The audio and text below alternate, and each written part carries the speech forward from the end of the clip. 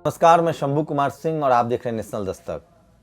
सोचिए, इस देश में अगर कमला हैरिस होती, जो कि अमेरिका की राष्ट्रपति बनी है, उपराष्ट्रपति बनी है, तो आज जेल में होती, उनकी माँ जेल में होती। मैं ऐसा क्यों कह रहा हूँ ये भी बताऊंगा।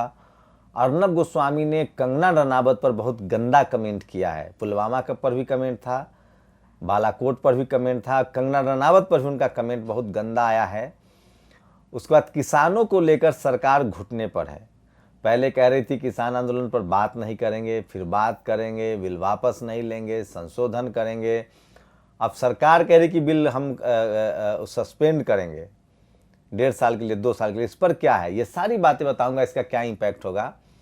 लेकिन सबसे पहले बात करते हैं अमेरिका की। अमेरिका के जो बिडेन, सोचिए, उन्होंने कहा है कि 5 लाख भारतीयों को नागरिकता देंगे, मुसलमानों से बैन हटाया है।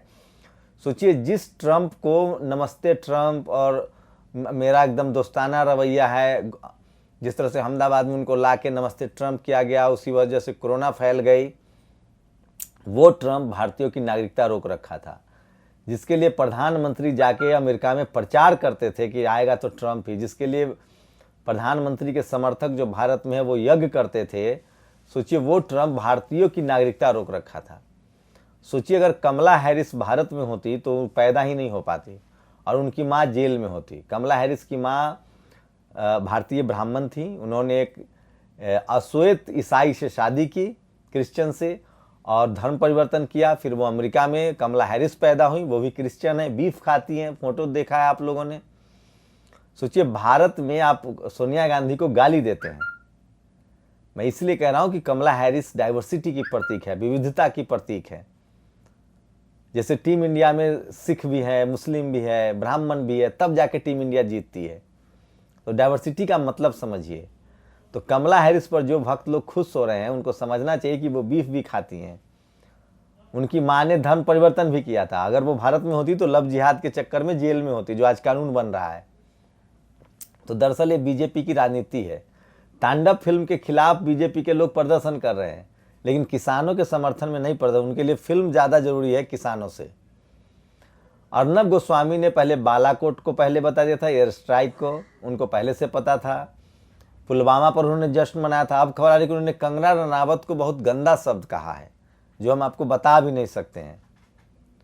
सोचिए, अब कंगना रनावत क्या कहेंगी, जो लगातार सरकार के लिए बैटिंग कर रही थी। लोग कह रहे हैं कि अर्नब गोस्वामी ने सिर्फ और सिर्फ जितने चैट में बात कही है वो सब सही कही है। अर्नब गोस्वामी ने खुद कहा है कि अर्थव्यवस्था डूब गई है, कि वो तो मरने की दुआ मांग रहे थे अरुण जेटली के। ये कितना निंदनीय है।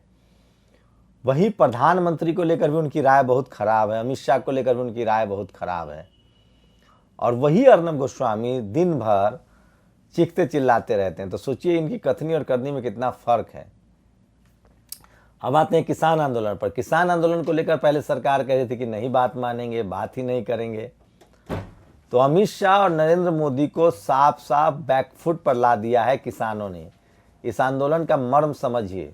इस आंदोलन ने लोकतंत्र को जिंदा कर दिया है। किसानों ने समझा दिया इस सरकार को कि आप सरकार हैं, डेमोक्रेटिक तरीके से सरकार है। सुप्रीम कोर्ट को समझ में आ गया है कि ये दलित और मुसलमान नहीं है जो इसके खिलाफ फैसला देंगे। आरक्षण के खिलाफ सुप्रीम कोर्ट से फैसला होता है, मुसलमानों के खिलाफ सुप्रीम कोर्ट से फैसला होता है। लेकिन इस मामले में तो सुप्रीम कोर्ट ने भी हाथ खींच लिया। यह है किसानों की ताकत। अब सरकार कह रही है कि हम 1.5 साल के लिए बिल को सस्पेंड कर देंगे, मतलब रद्द नहीं करेंगे। अब देखिए, 22 जनवरी को फिर बैठक है।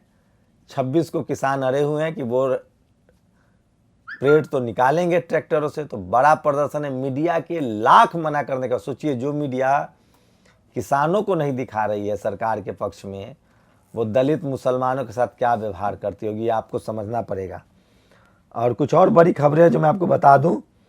और अब तो बीजेपी के एक सांसद ने कहा है कि किसान जो हैं वो AK-47 लेके बैठे हुए हैं, आतंकवादी हैं। सोचिए, जिस किसानों से सरकार बात कर रही है उसी को उनके नेता लोग आतंकवादी कह रहे हैं, खालिस्तानी कह रहे हैं, पाकिस्तानी कह रहे हैं। लेकिन किसान जो हैं वो मिट्टी में रहते हैं दिन भर, सर्दी हो गर्मी हो, वो उनको सड़क पर रहने की आदत है, खेतों में रहने की आदत है। इस सरकार को उन्होंने नकेल डाल दिया है। ये सरकार न तो निगल पा रही न उगल पा रही। देखिएगा, कल 22 दिसंबर की बैठक है। सरकार ये बिल वापस लेगी, लेकिन किसान आंदोलन ने मीडिया को भी एक्सपोज कर दिया है, सुप्रीम कोर्ट को भी एक्सपोज कर दिया है, और ये सरकार एक्सपोज हो गई है, और संविधान की ताकत भी लोगों को समझ में आ गया है कि अगर आप एकजुट होकर संविधान को बचाएंगे तो ये संविधान सबके हक हकूक़ को बचाएगा। अब ज़रूरत है कि सरकार की मनमानी के खिलाफ जनता बात करे, चाहे वो निजीकरण का मसला हो, ट्रेन बेचने का मसला हो, गेल बेचने का मसला हो, एयरपोर्ट बेचने का मसला हो, या किसी भी तरह के जाति और धर्म के नाम पर भेदभाव का मसला हो। अगर जनता एकजुट होती है तो ये संविधान रक्षा करेगा। जो बिडेन ने क्या कहा कि मैं अमेरिका के संविधान की रक्षा करने आया हूँ। आज भारत के होते हुए कमला हैरिस वहाँ उपराष्ट्रपति बनती हैं, उनकी माँ ब्राह्मण होने के बाद क्रिश्चियन बन जाती हैं। भारत में होती तो उनको लव जिहाद में अंदर कर दिया जाता। अर्नब गोस्वामी पर तो राजद्रोह का मुकदमा चलना चाहिए।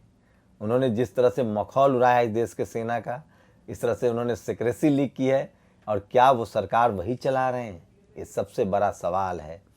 इस देश में फेसबुक पोस्ट लिख दीजिए, गिरफ्तारी हो जाएगी। तो आपको समझना पड़ेगा कि भारत के संविधान को किन लोगों से खतरा है और उसे किस तरह से बचाने की ज़रूरत है। आप लोग भी अपनी प्रतिक्रिया जरूर दीजिए। शुक्रिया। नेशनल दस्तक की आपसे गुजारिश है कि अगर इसको बचाना चाहते हैं तो नेशनल दस्तक को सब्सक्राइब करने के लिए रेड कलर के सब्सक्राइब बटन को दबाएं, फिर बेल आइकन की घंटी दबाएं। नेशनल दस्तक को बचाने के लिए बहुत ज़रूरी है कि हर खबर को शेयर करें, लाइक करें, कमेंट जरूर करें।